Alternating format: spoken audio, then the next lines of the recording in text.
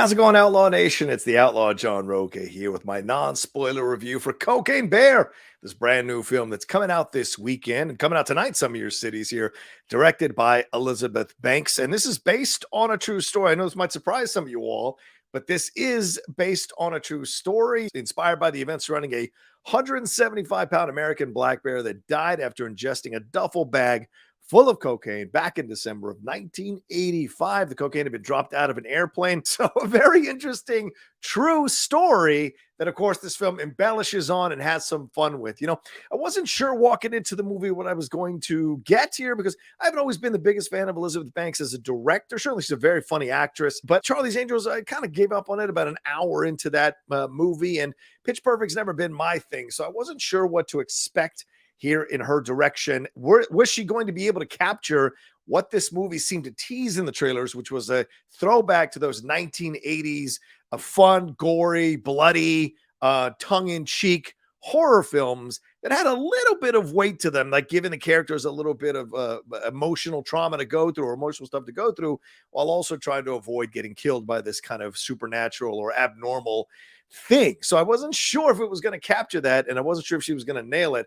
And I'll be damned, I had a great time with this movie. It's only 95 minutes, like an hour and a half in and out. It takes care of its business and gets you deep into enjoying what the premise of it is, which is this bear that gets hooked on the cocaine and what it does to try to get its next fix throughout the whole movie. Let's start with the things that I liked about the movie. And certainly I always love to start with the acting. They all do a fantastic job. And Kerry Russell really bringing this mama bear energy, trying to protect her daughter from this dangerous bear. You got Isaiah Whitlock Jr., who doesn't always get a chance to shine. There was a good ensemble actor. Certainly loved him in The Wire. He's always fun, but he's got something going on. He's got a new creature in his life. And we see how that kind of affects him. O'Shea Jackson Jr. really coming along as an actor, man. Just a very easy, comfortable performance, but he's put through a lot of shit throughout the movie, and you kind of sympathize with him as well. Alden Ehrenreich does a really nice job as someone who is suffering from a recent loss, but also someone who is trying to combat his dad, who was played by Ray Liotta. Ray Liotta doing a wonderful job at his scummy best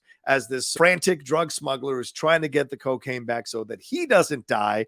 Brooklyn Prince does a nice job as Kerry Russell's daughter here, trying to skip school and take a look at what you can see in the park here. Jesse Tyler Ferguson is absolutely hilarious in the movie as well as this kind of nature-loving person.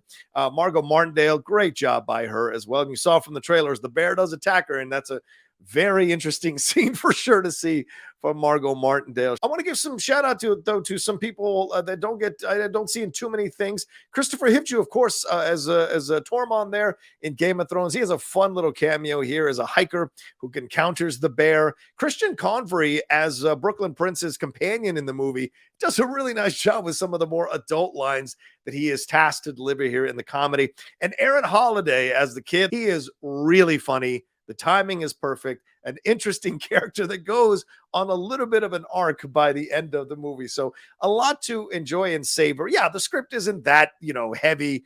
Jimmy Ward, I'm not too familiar with his work. I think it did one other project, one of the babysitter movies or something before this. So wasn't expecting too much from the script, but I actually appreciate the actors bringing whatever levels and stakes they could bring to their characters and making it work. You're not expecting anything big out of this, but they do work within the film, within the framework of the film.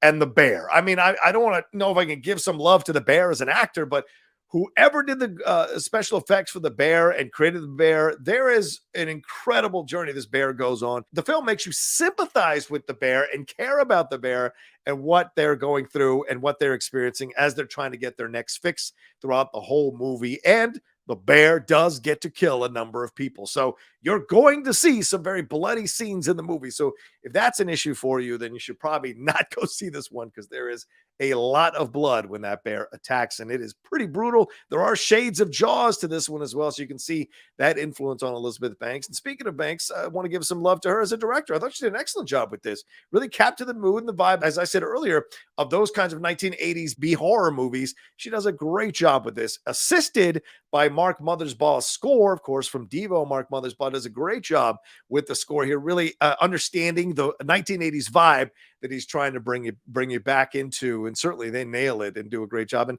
really love how Elizabeth Banks gets some really good performances from all of her actors. Also, the way she uses the camera, the sweeping movements of the camera, the God's eye views, the placement of the camera at certain moments, and the way she shoots the bloody and gory scenes that happen here in the movie, and also the tension in the finale. She does a really great job of ratcheting up the tension in the finale so that by the end, you're like feeling that thing by the end of the movie for sure.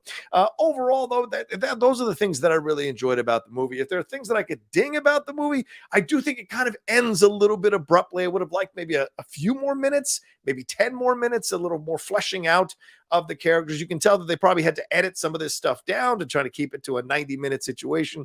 There are a couple of moments that are scenes that are flashbacks that are kind of thrown in there to give you context randomly out of the blue. And so I think that was a little bit of a letdown. I do think also that we don't spend enough time diving into these characters and diving in. I'm not trying to be like, oh, every single character should be fleshed out in an ensemble piece. Not at all. But I think there was more to explore with some of these characters. It could have been even more fun, could have added more to the comedy and the comedic moments here in the movie. It's a lot of fun. I would have loved like 10 more extra minutes overall here. So all in all, I give the film 4 cowboy hats out of 5 cowboy hats. Now, some of you may be going 4. I'm not saying that it's some kind of quality epic classic at all, but it hit the target that it's intending to hit in such a fun, interesting, and bonkers way that I thoroughly enjoyed it. So I'm highly recommending this film to you all to go and have some fun this weekend for an hour and a half. Turn your brain off, laugh with some friends or family members, and enjoy this film. It's a fantastic homage to the insane,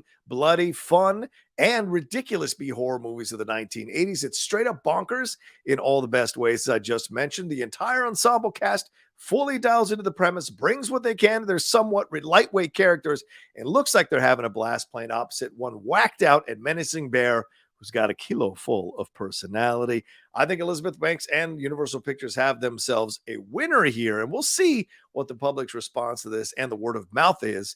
Got to get this thing a good box office by the end. But I highly recommend it, and I say go see it this weekend. All right, well, if you get a chance to go see it, let me know what you thought about it down in the comment section below. Hit a like on this video, share it on your social media, and most of all, subscribe to the channel down below. You know, I have this goal to hit 50,000 subscribers. Help me get to 50,000 subscribers here by the end of the year. Subscribe and hit that bell button so you see we're dropping all the content we got going on this weekend. And also head on over to the Patreon, patreon.com/John Rocha. See a tier that works for you with benefits that work for you and support everything we got going on here on the Outlaw Nation. All right, y'all take care of yourselves. Be well. Cocaine Bear. Go see it this weekend, and I'll talk to you next time with another brand new review here on the Outlaw Nation.